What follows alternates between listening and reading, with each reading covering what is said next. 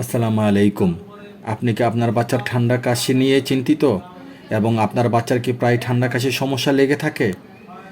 বিভিন্ন ধরনের ঠান্ডার ঔষধ এবং অ্যান্টিবায়োটিক খাওয়ানোর পরেও কি আবার আপনার শিশুর ঠান্ডা বা কাশি দেখা দিচ্ছে?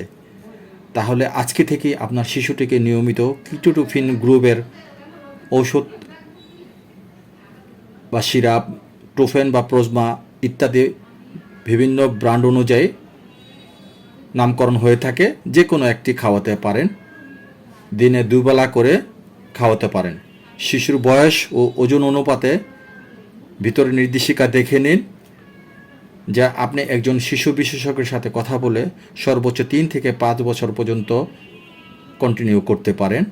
বড়দের জন্য ট্যাবলেট আকারে পাওয়া যায়, যা 15টির ট্যাবলেটের একটি পাতা হয়ে থাকে।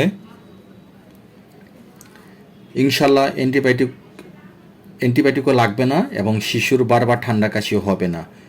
ভবিষ্যতে আপনার শিশু ঠান্ডা কাশি লেগে থাকার কারণে এজমা, হাঁপানির হাত থেকে রক্ষা পাবে ইনশাল্লাহ।